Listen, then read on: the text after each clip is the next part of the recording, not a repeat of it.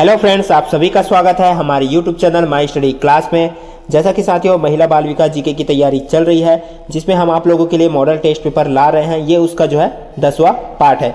तो चलिए वीडियो की शुरुआत करते हैं। अगर आप नए हो चैनल पर तो चैनल को सब्सक्राइब जरूर कर लेना, बेल आइकन जरूर दबा देना और वीडियो पसंद आया तो लाइक जरूर करना और हमारे वीडियो को जो है ज़्यादा से ज़्यादा शेयर जरूर करना। साथियों अगर आपने पिछला वीडियो नहीं देखा है तो प्लेलिस्ट पर जाकर आप एक बार प्लेलिस्ट जरूर चेक करें। प्लेलिस्ट में महिला परीक्षा के नाम से प्लेलिस्ट बना है, वहां से आपको सारा वीडियो एक साथ मिल जाएगा और भी अलग अलग विभिन्न टॉपिक से आपको वहां पे वीडियो मिल जाएगा। तो साथियों चलिए आज की वीडियो की शुरुआत करते हैं। तो चलिए साथियों देर न करते हुए हम पहले प्रश्न की शुरुआत करते हैं। इससे पहले मैं आपको बताना चाहता हूं, अगर आपको वीडियो क्लियर नहीं दिख रहा होगा तो आप वीडियो की क्वालिटी बढ़ा सकते हो। ठीक है साथियों, क्या होता है कई बार जो है वीडियो की क्वालिटी सही नहीं आ पाती, तो आप जो है वीडियो की क्वालिटी बढ़ा लेना, वहां से जो आपको वीडियो क्लियर दिखेगा। तो पहला आज का प्रश्न देखते हैं। टाइफाइड में शरीर का कौन सा अंग प्रभावित होता है? ऑप्शन में फेफड़ा, तिल्ली, लीवर, आंत। तो इसका जो राइट आंसर है वो है आंत। टाइफाइड में जो है आंत प्रभावित होता है। अगला प्रश्न देखते हैं। टाइफाइड रोग में साधारणतः दी जाने वाली दवा है, तो कौन सी दवा दी जाती है? क्लोरोक्विन, एस्कार्बिक अम्ल, सल्फा ड्रग्स, क्लोरोमाइसिटिन।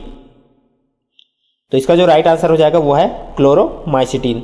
साथियों अगर आप जो है अपने आप को जो परखना चाहते हो कि आपकी कितनी तैयारी हुई है, तो आप मेरे बताने से पहले आप अपना आंसर चेक कर लीजिएगा। ठीक है साथियों, अगला प्रश्न है। कैंसर संबंधित है, किससे संबंधित है? ऊतकों की अनियमित वृद्धि से, ऊतकों की नियंत्रित विभाजन से, घाव के सड़ जाने से, इनमें से कोई नहीं। तो इसका जो राइट आंसर है वो है ऑप्शन ए, ऊतकों की अनियमित वृद्धि से। ऊतकों की अनियमित वृद्धि होती है यानी तो ही क्या होता है? कैंसर। अगला प्रश्न है। डायबिटीज के रोगी के शरीर का कौन सा अंग सही ढंग से कार्य नहीं करता है? ऑप्शन में है फेफड़ा, मस्तिष्क, अग्नाशय, यकृत। तो इसका जो राइट आंसर हो जाएगा वो है अग्नाशय, क्योंकि अग्नाशय से ही कौन सा जो है इंसुलिन नामक हार्मोन निकलता है। इस वजह से जो है वो शुगर को कंट्रोल करता है, लेकिन जो है अग्नाशय सही से काम नहीं करेगा तो वहां से इंसुलिन हार्मोन ठीक से नहीं निकले, इस वजह से जो है शुगर होता है।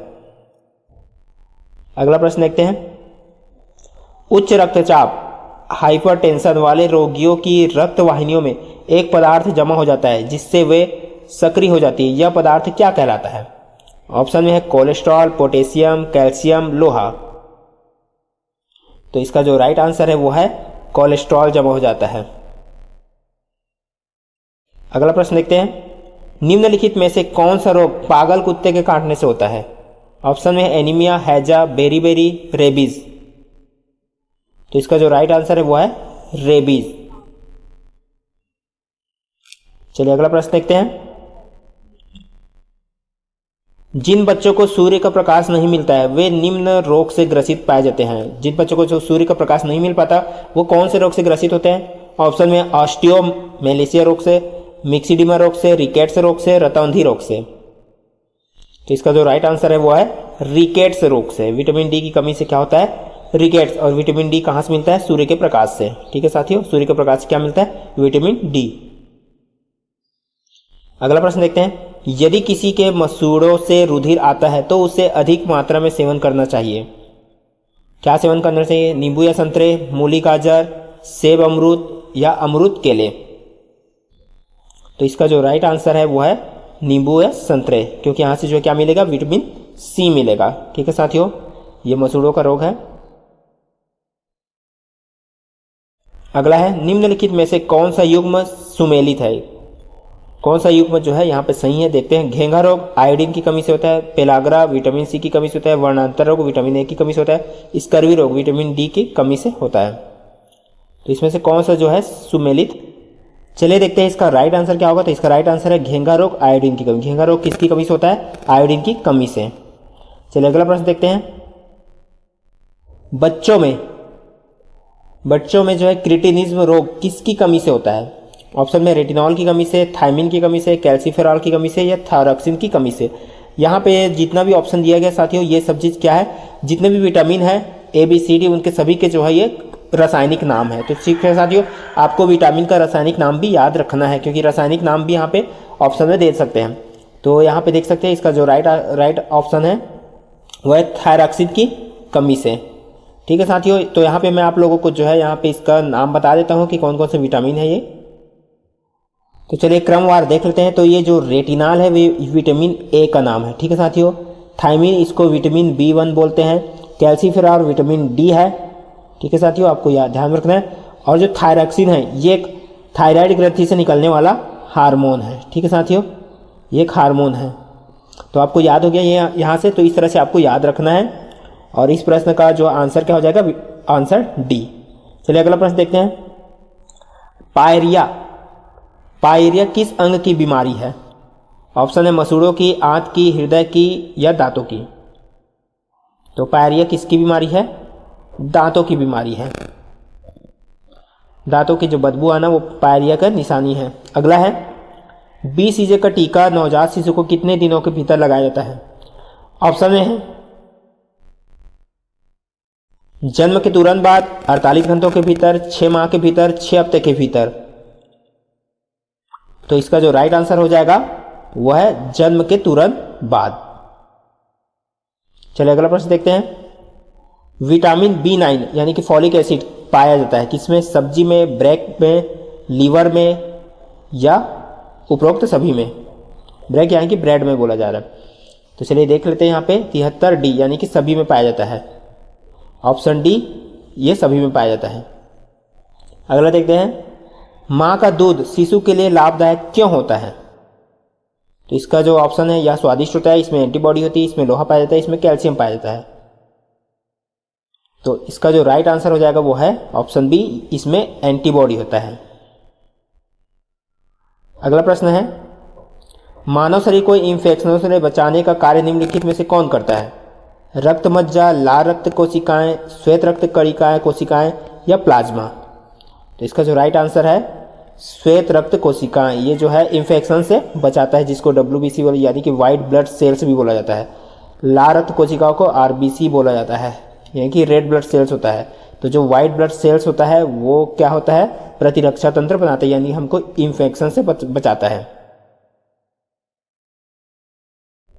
स्टरलाइजेशन के लिए उपयोग में लाया जाता है ऑटोक्लेव, मैनोमीटर, ऑग्डोनोमीटर या रिएक्टर स्केल।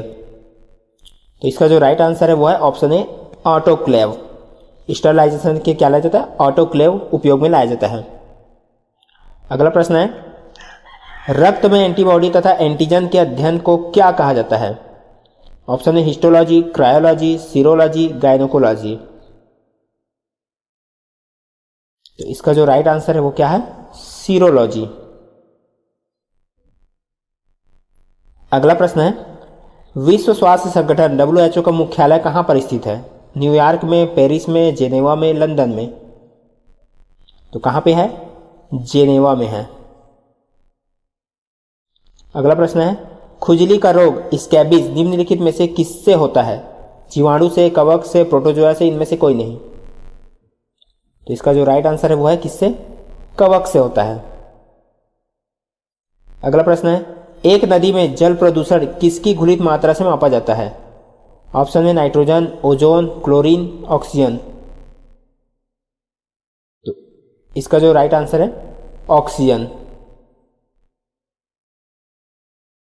ठीक है साथियों, ऑक्सीजन की जो है घुलित मात्रा से ही जो है जल का प्रदूषण नापा जाता है, यानी कि ऑक्सीजन की अगर उसमें कमी है तो समझ जाओ कि जल प्रदूषित हो रहा है। चलिए देखते हैं। निम्नलिखित में से कौन सा रोग नेत्र से संबंधित है? हीमोफीलिया, सिफिलिस, ग्लूकोमा या प्लूसरीसी। तो इसका जो राइट आंसर है ग्लूकोमा रोग जो है नेत्र का रोग है ग्लूकोमा। चलिए अगला प्रश्न देखते हैं। निम्नलिखित में से कौन सा तत्व कवक विनाशक होता है? Carbon, potassium, sulphur, calcium. तो इसका जो राइट आंसर है वो है ऑप्शन सी, सल्फर। अगला प्रश्न देखते हैं। प्रमस्तिष्क मलेरिया किसके कारण होता है? ऑप्शन में plasmodium falciparum, plasmodium malariae, plasmodium ovale या प्लाज्मोडियम वाइवैक्स। तो इसका राइट आंसर है प्लाज्मोडियम फैल्सीपेरम। इसके कारण जो है प्रमस्तिष्क मलेरिया होता है। अगला प्रश्न देखते हैं। लिंग गुणसूत्र निम्न में से कौन सी बीमारी संचरित करते हैं? तो दूरदृष्टि दोष, वर्णांता, निकट दृष्टि दोष या रतौंधी। तो क्या कौन सा दोस्तों, कौन सा बीमारी होता है? वर्णांधता, क्योंकि ये क्या है, कौन सी बीमारी है? वंशानुगत बीमारी है वर्णांधता। इस कारण लिंग गुणसूत्र यहाँ पे यही बोला जा रहा है कि माता से जो है पिता में, मतलब माता से जो है बच्चों में, पिता से बच्चों में जाता है, तो ये लिंग गुणसूत्र की वजह से होता है। और इसके साथ साथ क्या जाता है, ये बीमारियां भी चली जाती है, यानी कि गुण जो जाता है और उसके साथ साथ जो है बीमारियां भी चली जाती है। तो ये वर्णांधता क्या है? वंशानुगत रोग है। अगला प्रश्न देखते हैं। अगला प्रश्न है, रुधिर कैंसर का दूसरा नाम है, यानी कि ब्लड कैंसर का दूसरा नाम क्या है? ल्यूकोडर्मा, ल्यूकीमिया, इरिथ्रोसीमिया, उपरोक्त में से कोई नहीं। तो इसका जो राइट आंसर है, ब्लड कैंसर को क्या बोला जाता है? ल्यूकेमिया कहा जाता है। अगला प्रश्न देखते हैं, किस बीमारी में मनुष्य के मूत्र का रंग पीला हो जाता है? ऑप्शन है मलेरिया, पीलिया, ट्यूबरकुलोसिस, उपरोक्त में से कोई नहीं।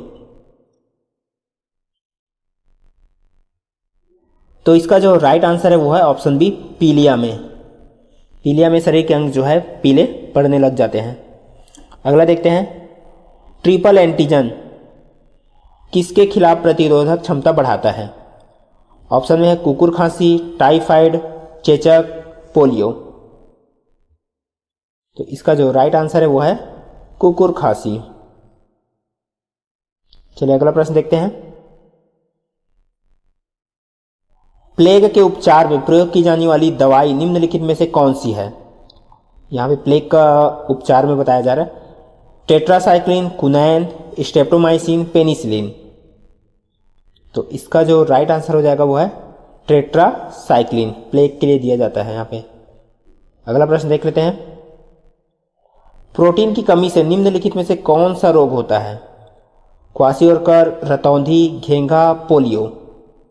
तो इसका जो राइट आंसर है, प्रोटीन की कमी से क्या होता है? क्वाशियोरकर रोग होता है।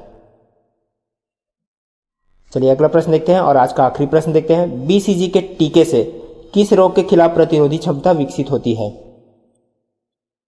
Chicken pox, polio, typhoid, tuberculosis.